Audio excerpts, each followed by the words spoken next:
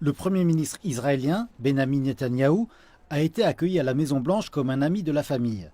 Il a des liens de longue date avec le président américain Trump et connaît personnellement le gendre de Trump, Jared Kushner, depuis que celui-ci était un enfant. À présent, beaucoup se demandent si cette proximité déteint sur la feuille de route de Trump pour la paix au Moyen-Orient. Depuis des semaines, la Maison-Blanche refuse d'insister sur le fait que la paix repose sur une solution à deux États, l'un palestinien, l'autre israélien. La semaine dernière, M. Netanyahou a déclaré à la Knesset qu'il ne voyait aucun espace pour une solution à deux États dans les conditions actuelles. Je considère une solution à deux États et une à un État. Et j'aime celui qui aime les deux parties. Je suis très content avec celui que les deux parties aiment.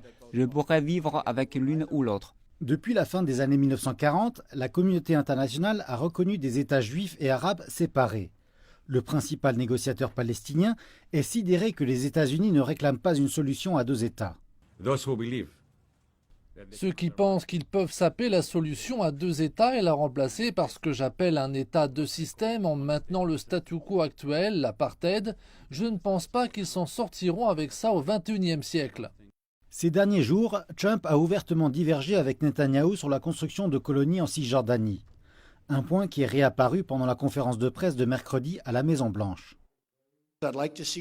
S'il vous plaît, freinez un petit peu sur les colonies.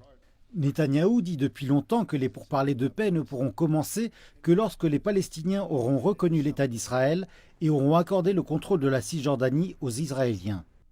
Or, ces deux points sont inadmissibles pour les Palestiniens.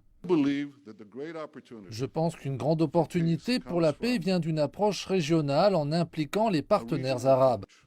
Je ne savais pas que vous alliez mentionner cela. Nous avons à présent une coopération sur cela.